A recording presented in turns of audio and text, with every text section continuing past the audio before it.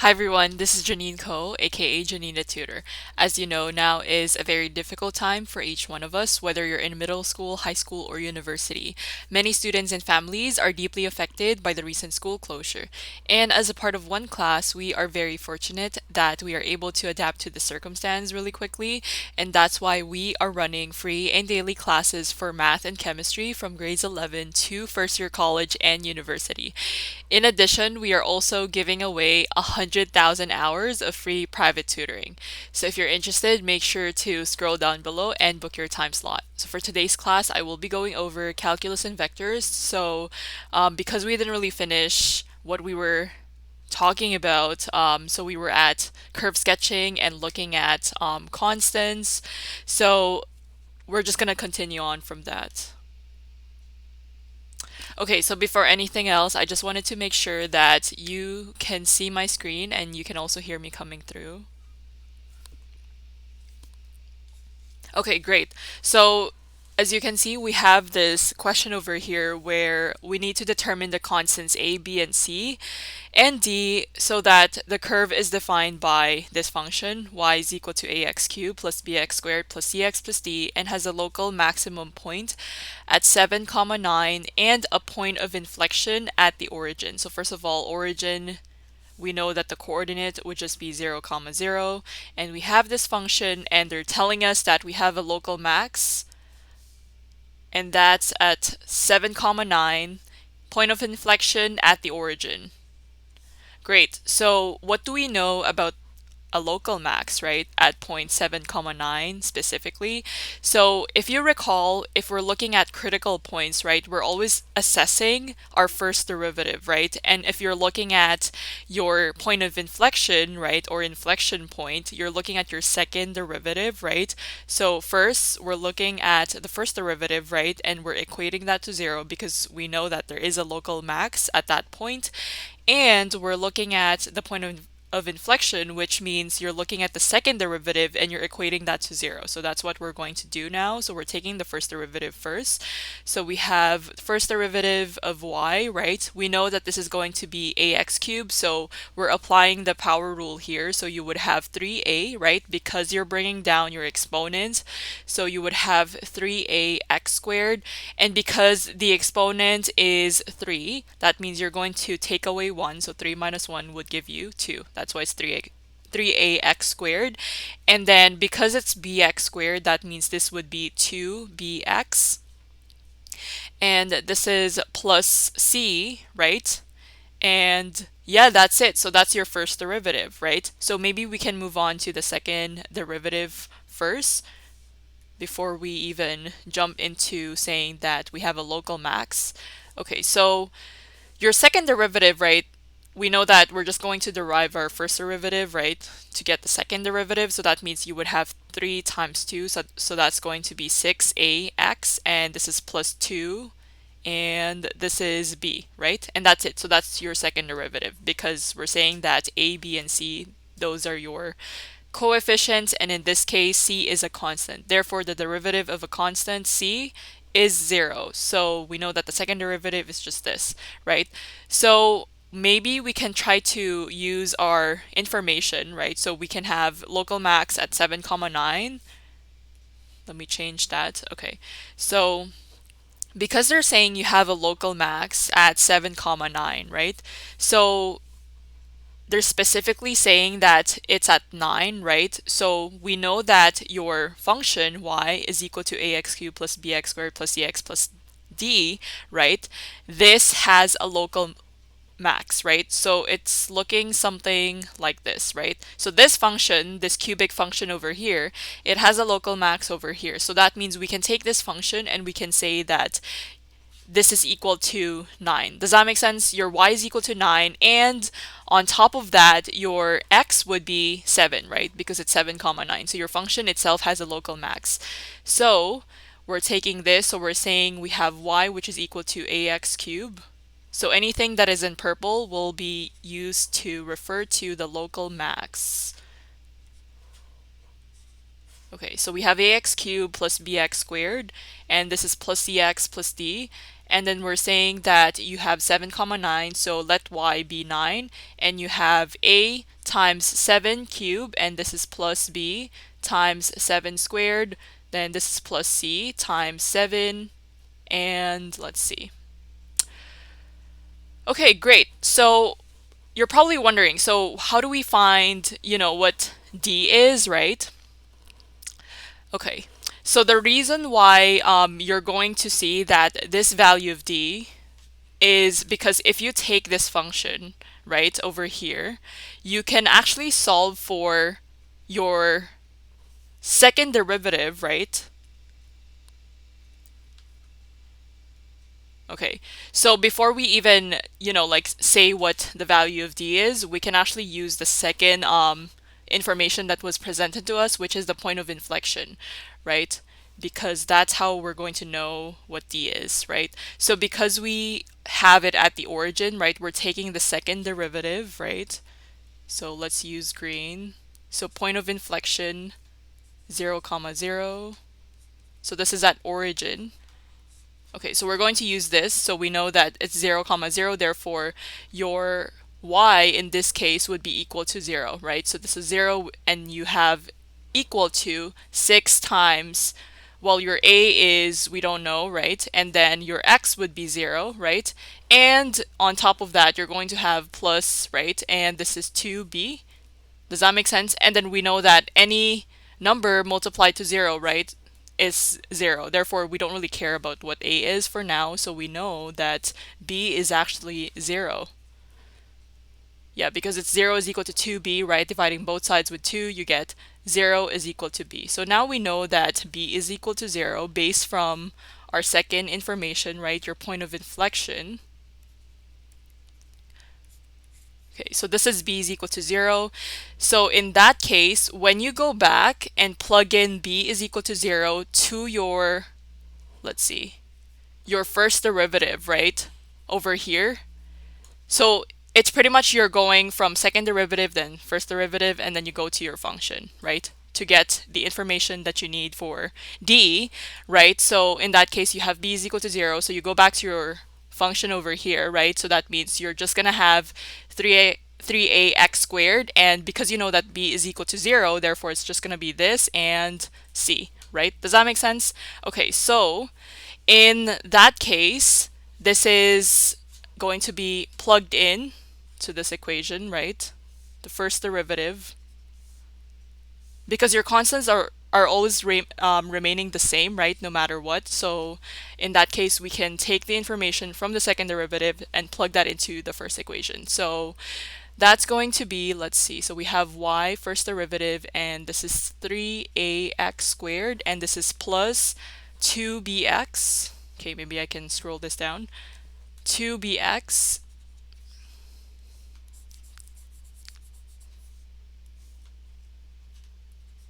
Okay, y first derivative, 3ax squared plus 2bx, and we know that this b is 0, right? So everything is going to be 0 over there.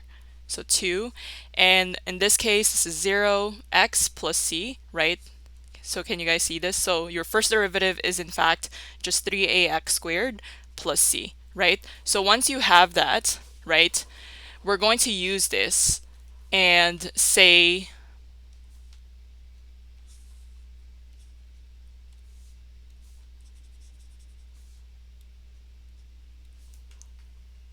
okay, so we have this information, right? And remember, if you have a local max point at 7 comma 9, we're saying that your first derivative is equal to 0 because on top of that, you have a slope, right, which is equal to 0. So that's what we're going to use as well, right? So we're going to take this information so that we can actually figure out the purple equation that we presented. So in that case, this would be 3ax squared plus c. So we're taking 9, right? So we're saying, okay, so from here, this is going to be, so this is your y value, right? So this is going to be equal to 9, and then this is basically 3ax squared. So you would have 3a, and let's see.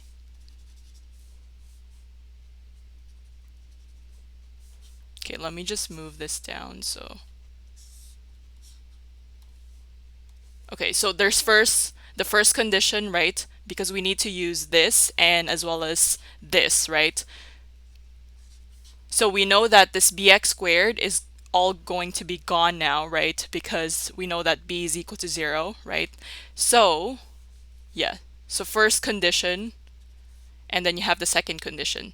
So the first condition, you would have to say that your function y is going to be 9, right? From here. And then this is going to be equal to a times 7 cubed. And this is going to be plus 7c, right? Okay, why is it 7c? Well, because we know that this is equal to 0, right?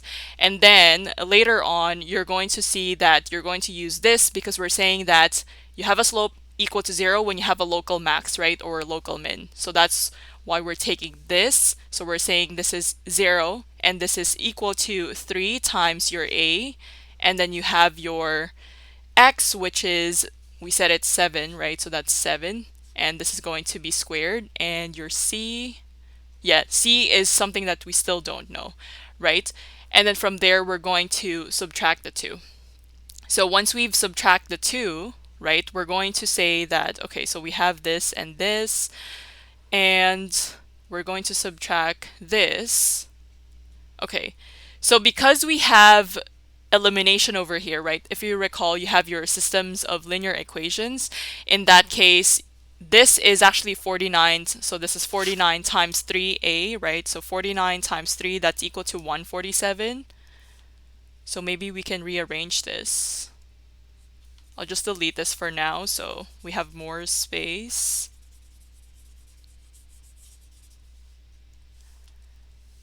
Okay, so we said this is going to be 343, right? A, so this is 9 is equal to 343a. So this is from the first equation, and this is plus 7c. And then underneath that, you have 7 squared, that's 49, times 3, that's 147a. And this is plus c, and this is equal to 0, right? So we can actually get rid of 7 first, right? 7c, right? By multiplying this whole equation. So I'm eliminating my 7c by multiplying this equation by 7. So this is equal to 9, then you have 343a, and this is plus 7c. And then your second equation would be 7c, right? And 147 times 7 is equal to 1029a. And this is equal to 9. And then from there, we're going to subtract the 2, right? So this is gone. Then you have 343 divided by negative 1029. So that's equal to negative 686. And this is equal to a, and that's equal to, so this is, let's see. Oh, we said this is 0, right? So make sure that this is 0 as well, because this is 0 times 7, which is equal to 0, right? So 9 minus 0 is just going to be 9. Great, so we have this. So solving for a, that's divided by negative 686 for both sides. So a is equal to, let's see if we can simplify this. I don't think we can, so yeah, we cannot simplify this. So this is a is equal to negative 9 over 686. So that's your a, right?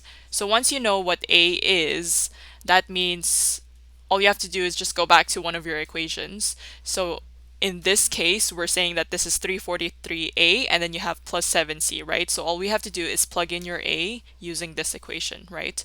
So let me just use this, right? So this is in blue. So I will plug in my negative 9, 686 on this blue equation, right? So that's equal to 9.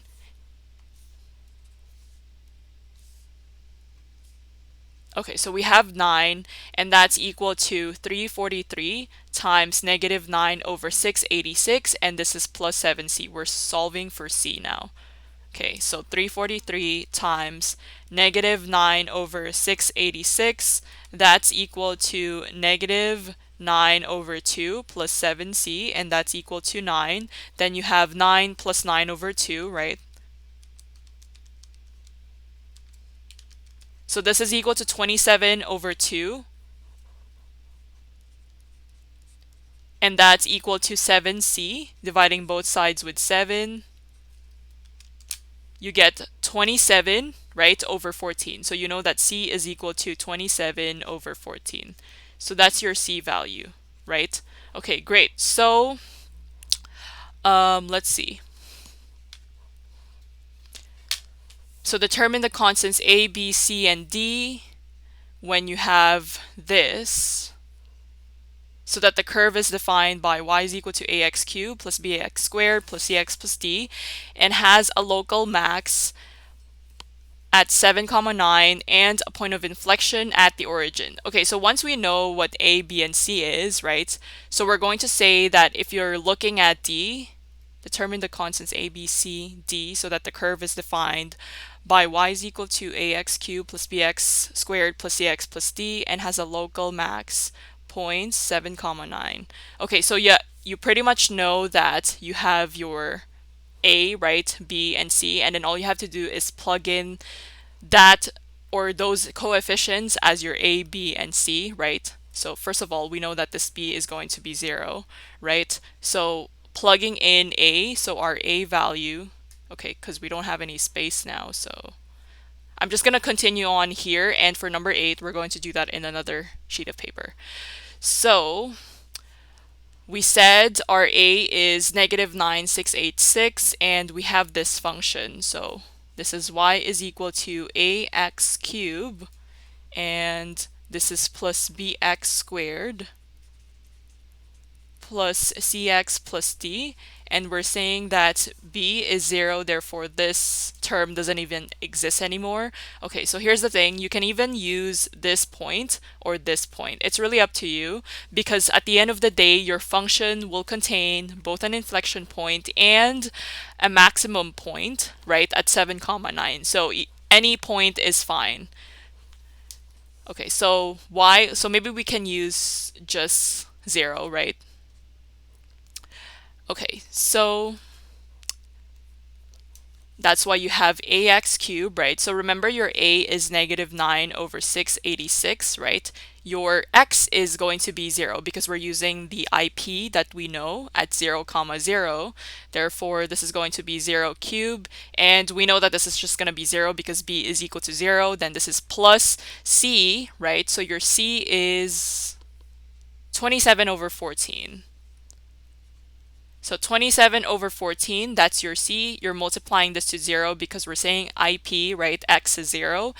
And then this is plus D. So as you can see, everything is going to become 0, right? So that's why 0 is equal to D, right? So therefore, when you're trying to write your function, I know this is a long question, right?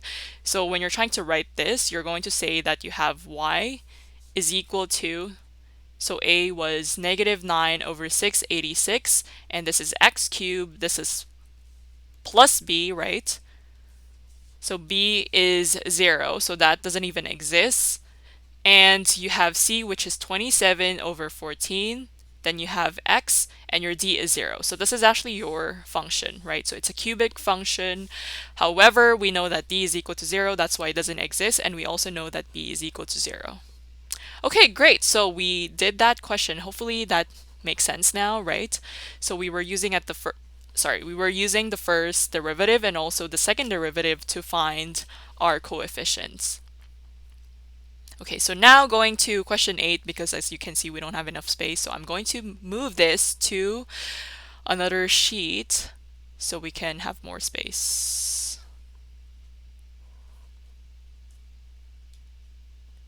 Okay, let me just check if we have another question after number 8. Okay, we do. So we have curve sketching.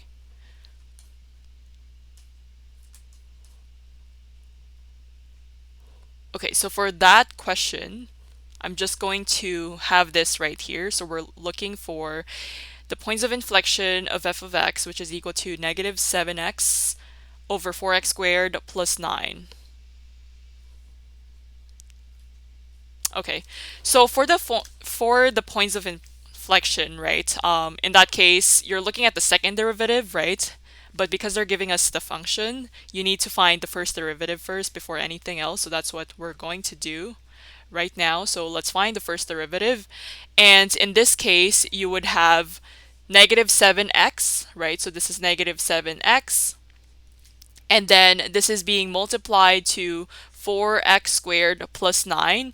And this is minus 4x squared plus 9, right? Because remember, you're applying your quotient rule, right? So quotient rule, you're taking your numerator, right? You're taking the first derivative of that, then you're multiplying that to your denominator, minus taking the derivative of your denominator times negative 7x. Then this is going to be over 4x squared plus 9, and then you square that, right? You square your denominator. Okay, so once we know what that is, right? Maybe I can move this a little bit.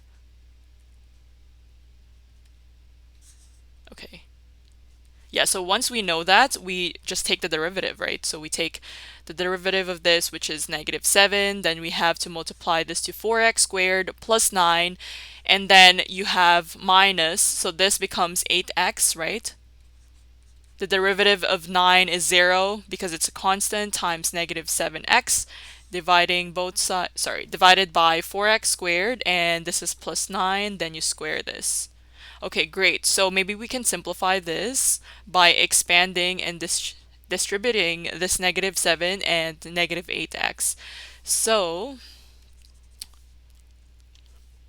so this becomes a negative 28, right? X squared. And then you have negative 7 times 9. Negative 7 times 9 is negative 63, right? And this is positive 56, right? X squared. Okay, so that's it. I don't think, oh, we actually do, we can simplify negative 28x squared and 56x squared, right? So that's going to be over 4x squared, and this is plus 9, then you square this. So yeah, we can simplify this term and this term because they're like terms. So we have 56 minus 28, so this is 28x squared. So 28x squared, here we go, and we have negative 63, right? Because you have a negative 63 over there, and this is 4x squared plus 9, then you square that. Okay, so once you've successfully found the first derivative, that means you find the second derivative, right? Because that's the crucial information that's going to tell you the points of inflection. So we're going to take the second derivative of this, right? Again, we're applying the quotient rule. So f of x, second derivative now, and then again, it's very similar because we're still applying the quotient rule. So this is 28x squared minus 63. So take the derivative of that times 4x squared plus 9. Then this is squared, right? Then this is minus 4x squared plus 9 squared. You take the derivative of that, and then you multiply this to 28x squared minus 63. Okay, so once you know that, that's going to be all over 4x squared plus 9. And because you're squaring this, that means you're applying your exponential rule. So that's 2 times 2, that's 4, right? Okay, so once you know that that's that, you have to just take the derivative of this and this. Then expand, right? Distribute and simplify. So this is going to be 28 times 2, right? That's 56. And this is x. Then you have the derivative of this is 0. Therefore, you're multiplying this to this. So this, in fact, is 4x squared plus 9, then squared. Then this is minus chain rule, right? Remember, you're going to have the 2 here first. Then you're going to take whatever's inside and just copy that. So this is 4x squared plus 9. Take your exponent minus 1, so that's 1, right? And then you multiply this to your derivative, right, of your inner function. So in that case, this would be 4 times 2, so that's 8x, right? And the derivative of 9 is 0, so therefore that's it. And then you have 28 x squared minus 63, and this is going to be all over 4x squared plus 9 raised to the power of 4. Okay, great. So as you can see, we actually have we can actually have a greatest common factor, right, which is 4x squared plus 9. So we can actually factor that out and make sure that we are able to simplify our denominator by doing that. So that's what we're going to do now. So we have, let's see. So we're going to factor this. So factor this and we factor this, right?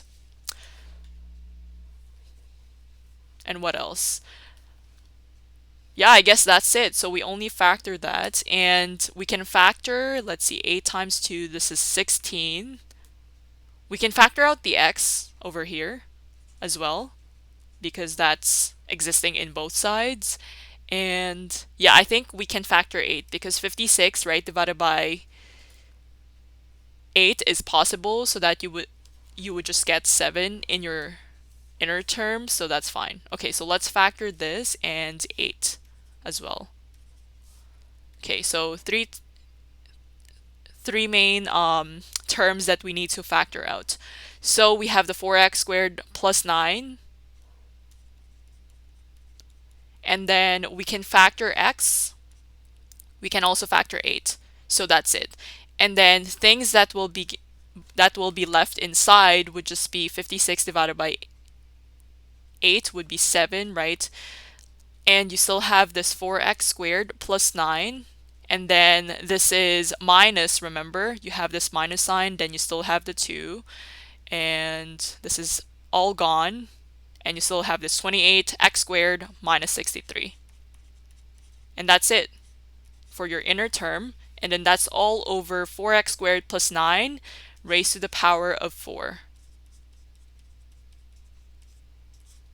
Okay, so as you can see, we can cancel this and we can cancel this and turn this into 3 because we can subtract the exponents. And then maybe we can expand the inner term. So this would be 8x.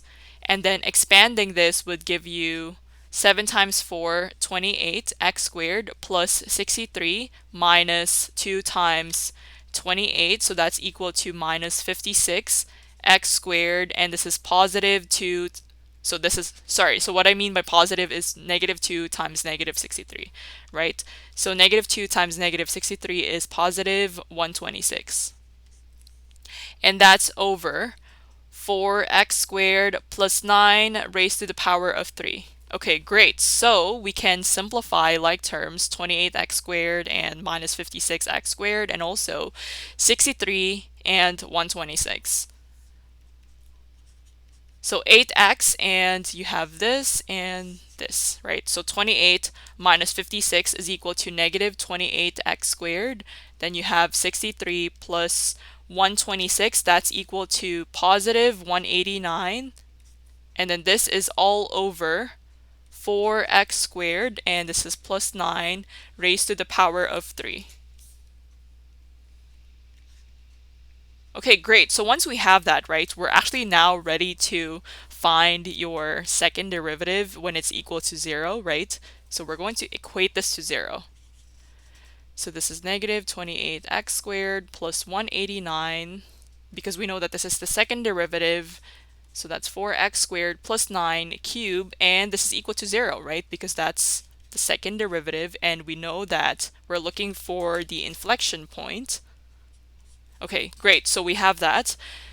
So now, once this is equal to 0, so we know that your denominator would cancel out because you need to cross multiply, right? So we're only going to be left with 8x, then this is negative 28x squared plus 189, and that's equal to 0, right? So technically that's what we're going to be left with, since you're going to cross multiply this and this.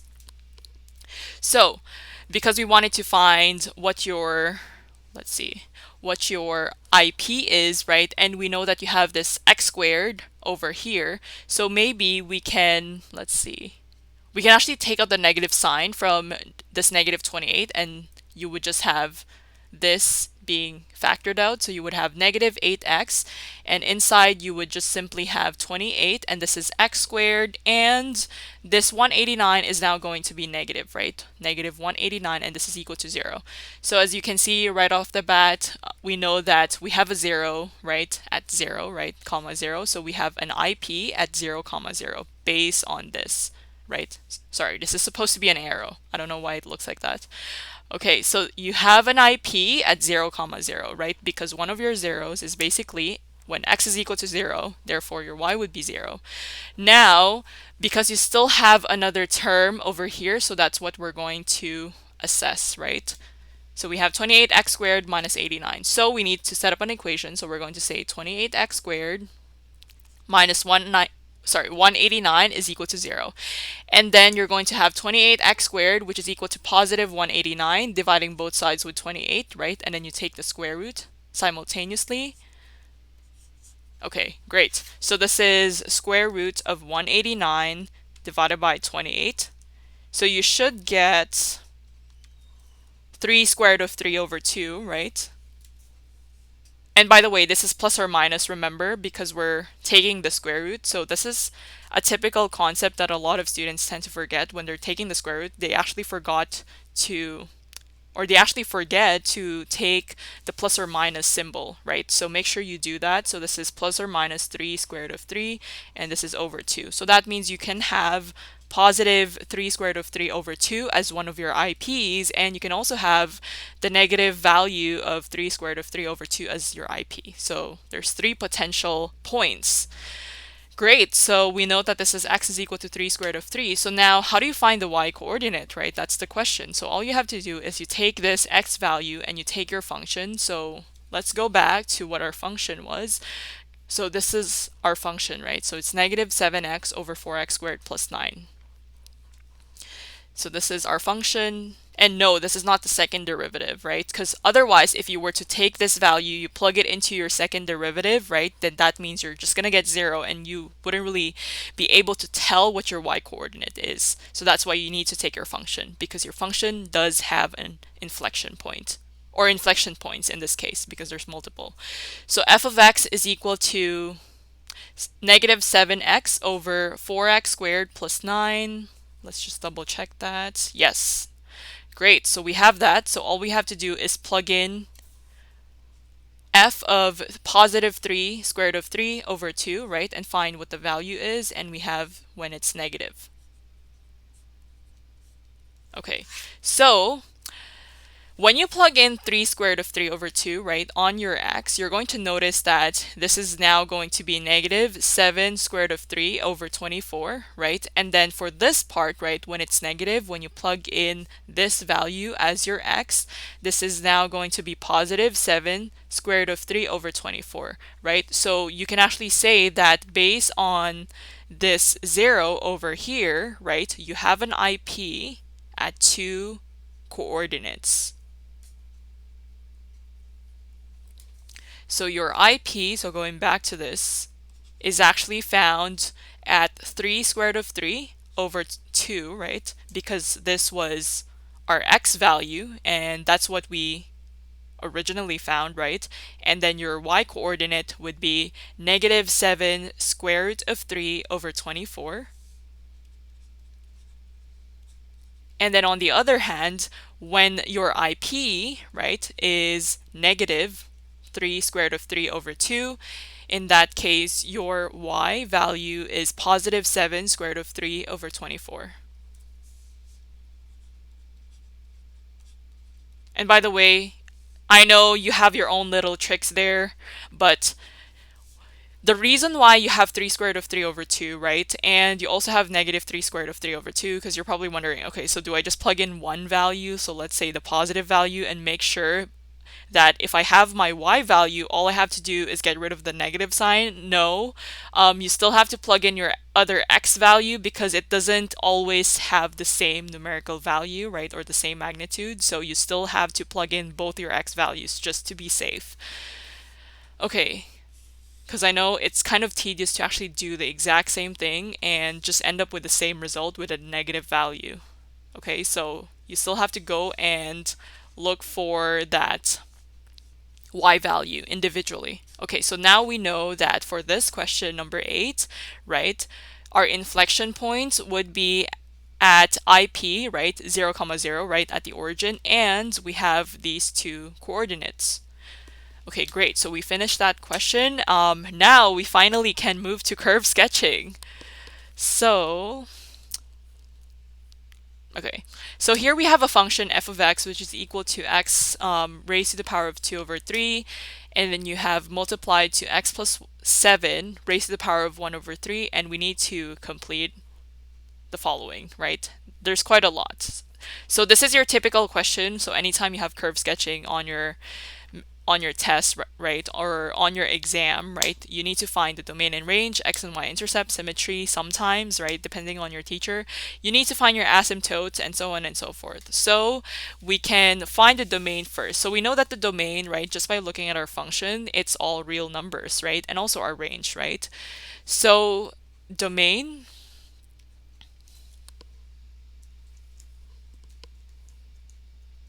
okay, let me just get rid of this. So okay. Yeah, so our domain is all real numbers and our range is all real numbers, right? Or actually we can say x when x is all reals, because we're looking at all our possible x values, and when y is all reals or all real numbers.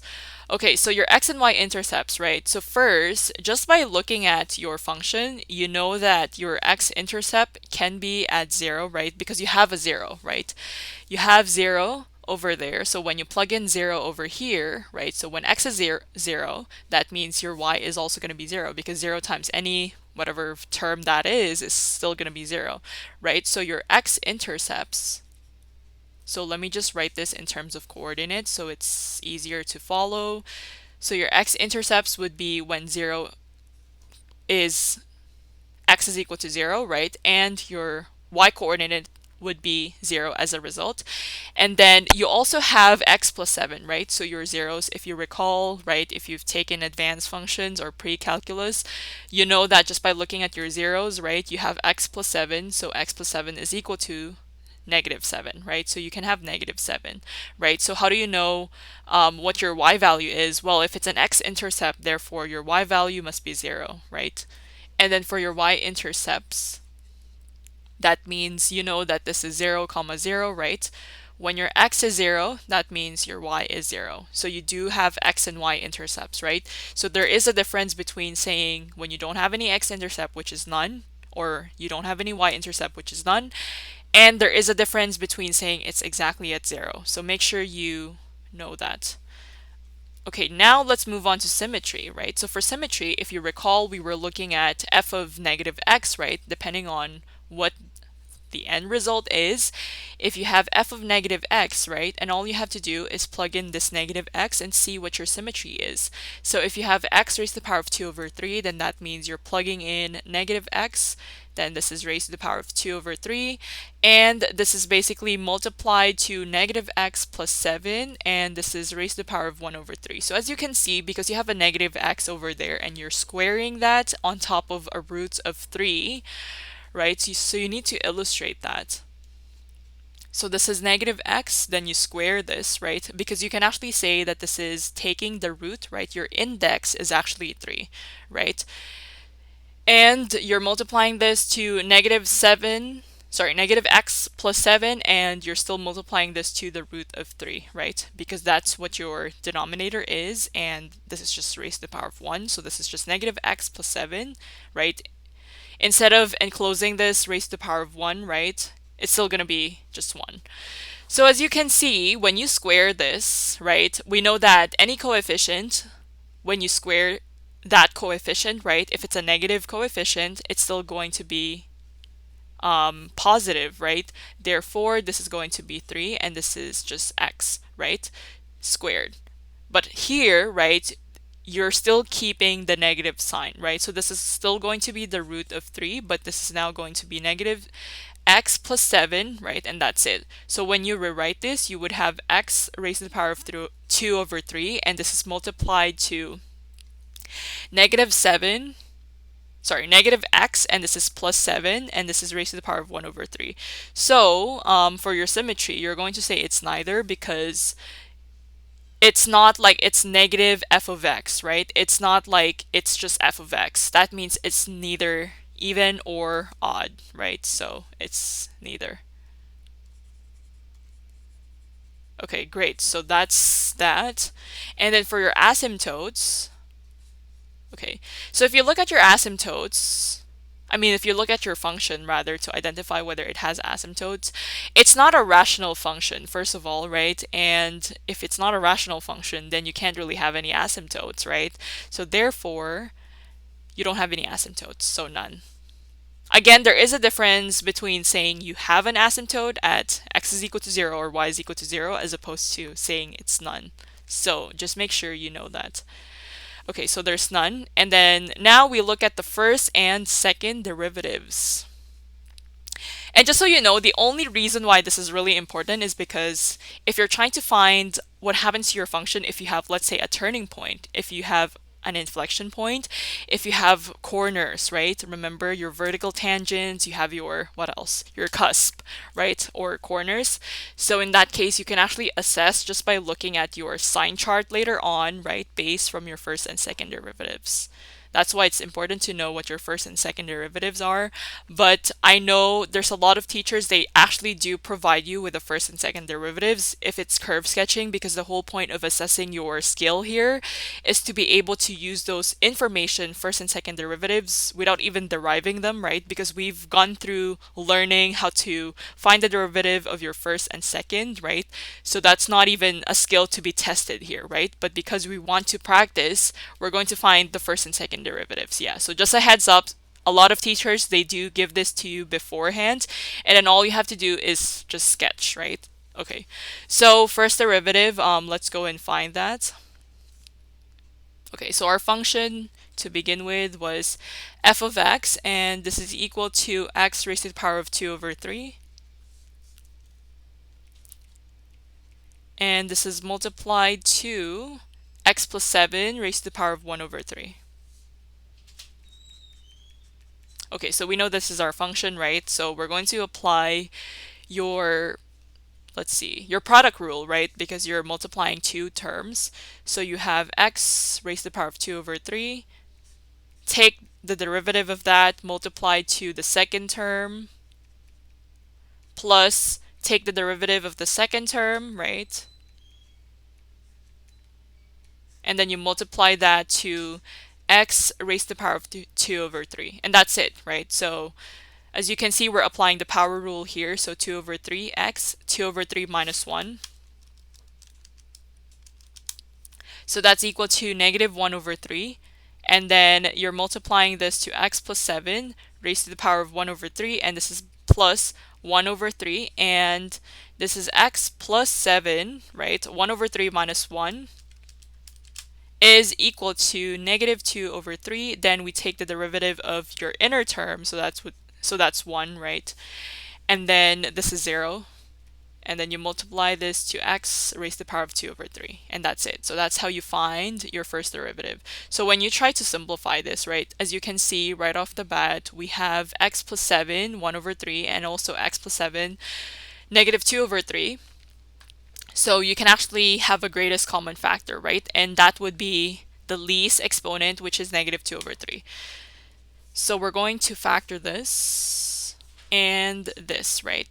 So when we take that out, that would be x plus 7, and this is raised to the power of negative 2 over 3. And we're not yet done because we still can take 1 over 3, right, out, as well as your x, right, which is negative 1 over 3. So that's what we're going to factor. So this, and this, right? So for your x, we can take out x raised to the power of negative 1 over 3 because that's the least exponent. And let's see, 2 over 3, so we can take out 2 over 3 or 1 over 3. But in this case, we're taking out or factoring 1 over 3 because this is the max or how much we can just take out, right, without even affecting this 2 over 3. Okay, so that's it for factoring. And now let's look at what happens in your brackets. Okay, so within your inner term, you're going to be left with 2, right? Because 2 over 3, right, and 1 over 3 would give you 2, right? Because when you multiply your 1 over 3 to 2, you're going to get 2 over 3, so that works. And then we've successfully factored out x raised to the power of negative 1 over 3, so you don't have to deal with that. And then if you have x plus 7 raised to the power of 1 over 3, when you try to subtract the 2, you're going to be left with x plus 7, right, which is raised to the power of 1. And from there, this is just plus, let's see, so we took out 1 over 3, so that this is all gone, right? This is just 1. And we also took out this value. So now we look at our x value. So our x is just going to be plus x, right? Because this is 2 over 3 and this is negative 1 over 3. So when you multiply this term and this term, you add the exponents, right? Negative 1 over 3 plus whatever. Well, in this case, it would be exponent of 1, right? You would get 2 over 3. And that's it for this. So now we're going to have 1 over 3 x raised to the power of negative 1 over 3, and this is going to be x plus 7 raised to the power of negative 2 over 3. Then you just expand this, right? So expanding this would give you 2x, and this is plus 14 plus x, right? So as you can see, 2x plus x is 3x, and this is plus 14, right? So when I try to organize this, right, even better, so I know that I have 1 on top, right? So I still have this 3x plus 4, plus 14 rather, in my numerator, and then in my denominator, I'm going to have 3. I'm going to have x, right, raised to the power of 1 over 3, and I'm going to have this, which is x plus 7 squared, and then you have 2 over 3. So great, so that's it. So this is how your first derivative should look like. Now let's move on to the second derivative, right? So the second derivative, it's going to get a little bit complicated. I'm just warning you right now. So okay, so for the second derivative, I think let's try to solve that on a new sheet. So, because we don't want it to be too messy, so.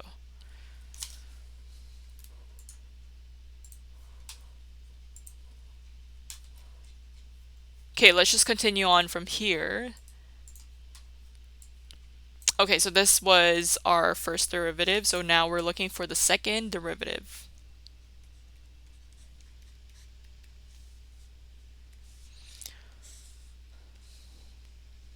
Okay, so for your second derivative, right, because you're seeing that, okay, first of all, you do have a product rule that you need to apply, and you do have your quotient rule because it's a rational function, right? That means you're going to apply all of that, right, in your second derivative. So it's a good practice, right, to find the second derivative. So here we're going to take 3x plus 14, right? And then we're taking the derivative of that, multiply to 3x, 1 raised to the power of 3, x plus 7, then this is raised to the power of 2 over 3, right? And this is going to be minus, you take the derivative of your denominator, so that's 3x, 1 over 3, x plus 7, 2 over 3.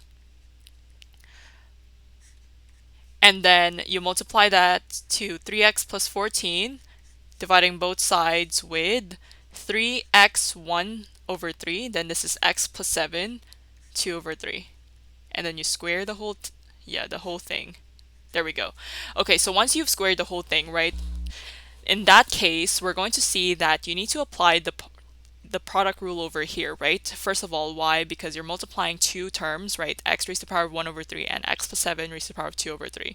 So that's what we're going to apply next. But for now, let's find the derivative of this. So this is just 3, right? The derivative of 14 is 0. So this is 3x 1 over 3, and this is times x plus 7 raised to the power of 2 over 3, right? And what else? Minus, okay, so here we go.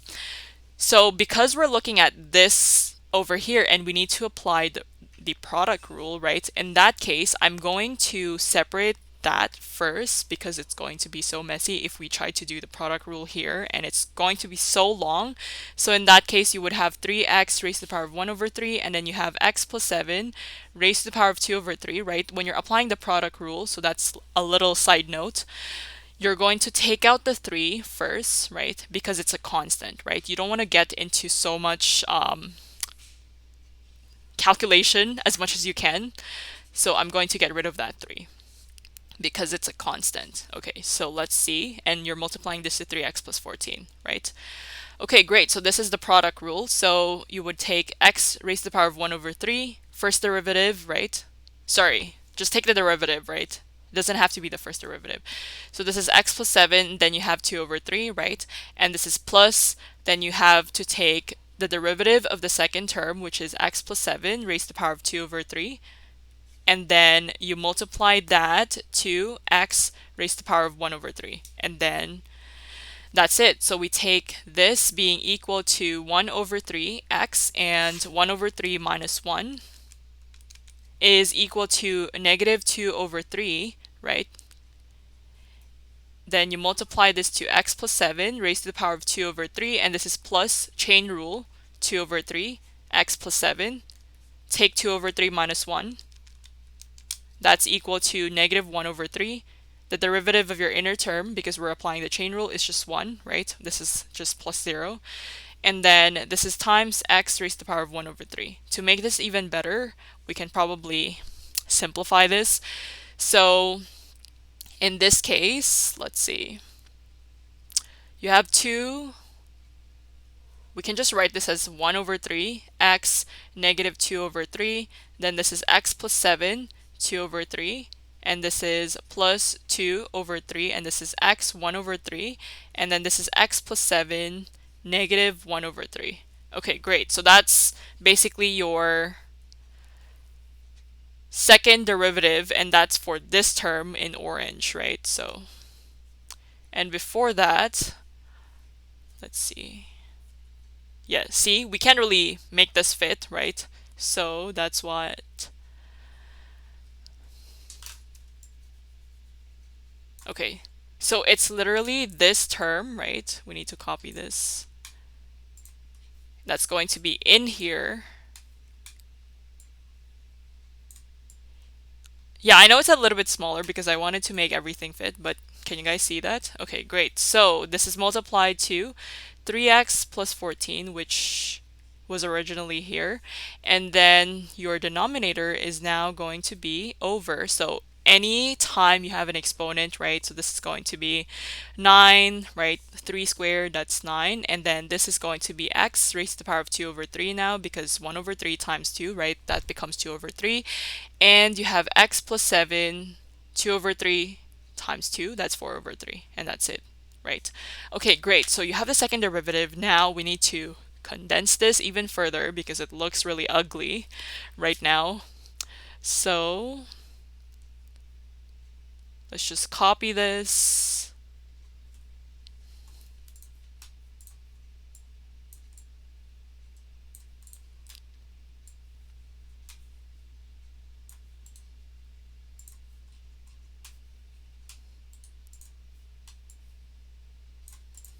Okay, so this is the second derivative, right? But we need to simplify this. So second derivative.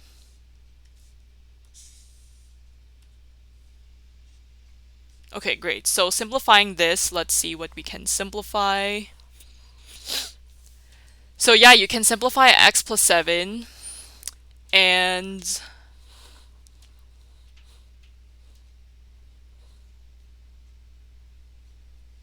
okay, so let's maybe do this. Okay, so because we're just curve sketching, right? So I mean, we can go ahead and simplify all of this, right? Because I've already solved for this for the second derivative, right? I'm just going to write the second derivative, right? Just to ease your lives, right? So this is just going to be negative 98 over 9x raised to the power of 4 over 3. And this is x plus 7 raised to the power of 5 over 3. Because I think for the whole second derivative, right, if you're calculating for the second derivative, I don't think it's really crucial to be able to like know how to simplify that at this point because we're just curve sketching. And this class is going to be so long, right, such that we're not going to be able to graph the curve, right? I mean, this has been going on since a couple of weeks now, right? So let's just keep it as the second derivative, negative 98 over 9x 4 over 3, and this is x plus 7, 5 over 3. So once I've simplified this, it's going to turn out like this. Okay, and then let's go back to curve sketching. So this is your second derivative, right? So now we know.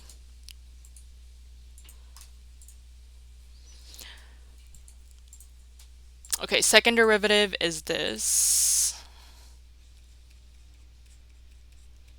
Okay, so once you know your second derivatives, right? So how do you find your critical values? You look at your first derivative, right? So first derivative was this. Maybe I can highlight that in yellow so we know what to look for. So that's your first derivative. This is your second derivative, right? So critical values are based from your first derivative. So as you can see, you have 3x plus 14, right? So in order to find your critical value, you would have 3x plus 14, and that's equal to 0. And then you're going to have 3x, which is equal to negative 14 divided by 3. So that means your critical value is negative 14 over 3, right? So it's possible to have negative 14 over 3. And on top of that, right, so critical values are basically when you're trying to find the first derivative in this case, right? And when that's equal to 0, right? And on the other hand, when your first derivative does not exist, right? So critical values when you have f of x is equal to 0, so that's when it's x is equal to negative 14 over 3, and when f of x is equal to does not exist, right? So when it does not exist, it's actually equal to 0, right? Because your denominator cannot be 0, otherwise your first derivative would not exist. And then when you have negative 7, right? When x is equal to negative 7. So that's when you know what your critical values are. So two things that you need to remember: when it's equal to 0 and when it does not exist. So that's why we know that your critical values would be x is equal to negative 7, right? Negative 14 over 3 and equal to 0. So those are your critical values. It's based on your first derivative. Now,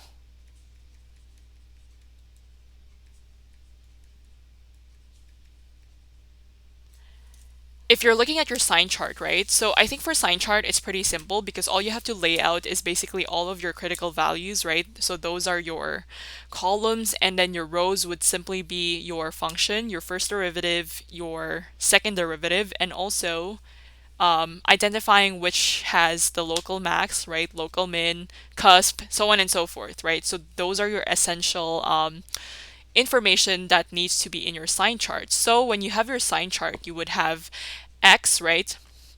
Because we're saying your critical values, you're looking at negative 7, negative 14 over 3, and 0. So because we're assuming that we're in high school now, right? And getting into university. So in that case, we need to use interval of notation by now, and we need to master that. So we're going to use that. So as you can see, we have negative 7, right? So we need to assess what happens when you're starting from negative infinity going into negative 7, right? We need to assess when it's exactly at negative 7, right? And then we need to assess when it's from negative 7 to negative 14 over 3. Does that make sense? So we're looking at when it's before negative 7, exactly at negative 7, what happens between negative 7 and between these two critical values, and then what happens when it's exactly at negative 14 over 3, what happens when it's negative 14 over 3 and between this and 0, and also what happens after 0. So that's how we apply the sign chart. Okay, and find how we're going to sketch the graph, right? So we would have first derivative, second derivative, and what else? Your function, right? So the reason why I'm putting my function last is because I want to observe or how to kind of sketch it. Yeah, in a little like line over here. Is it concaving up? Is it concaving down? Do you have a local max? Do you have a local min? So that's what this f of x is for below. Okay, great. So you have the first derivative of x, right? So this is what you do now. So remember how we knew what the function was, which was this, right? So maybe I can copy that. So all you have to do is pick a number that is before negative 7, and then you're going to take that number. So let's say you pick negative 8, right? Because negative 8 is way before negative 7, right? It could be negative 7.5. As long as it's on the left side of negative 7 or smaller than negative 7, right? You're going to plug that into your function, right? Specifically when, let's see, you're looking at the first derivative in this case, because this is a sign chart, right? You're supposed to identify what happens when you plug in, let's say, negative 8. Again, this is just an example. You can pick any number you prefer, right? That's less than negative 7. So let's say I'm picking negative 8. I'm taking my first derivative, right? So maybe we can have all our information here. So we have f of x, we have first derivative, which is 3x plus 14. And this is over 3x raised to the power of 1 over 3. And this is multiplied to x plus 7, 2 over 3. And then you would have the second derivative, which is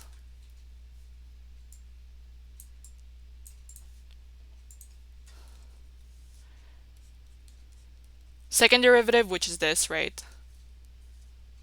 Negative 98, and this is over 9x raised to the power of 4 over 3, and this is x plus 7 raised to the power of 5 over 3. So all you have to do is take a number, right? Because we're looking at the first derivative, negative 8. Plug negative 8 over here, right, in your first derivative, and then you're going to see whatever that numerical value is, and you're going to see that there must be a sign. Is it positive or is it negative? Because that's why it's called a sign chart, right? You're supposed to assess if you take a number, right, within that interval, and then basically you plug that in, what is your sign? Is it positive or negative?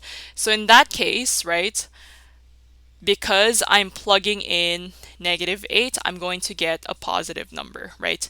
If, for example, I'm taking a number between negative 7 and negative 14 over 3, you cannot pick negative 7, right? You cannot pick negative 14 over 3 because you're not supposed to be equal to that, right?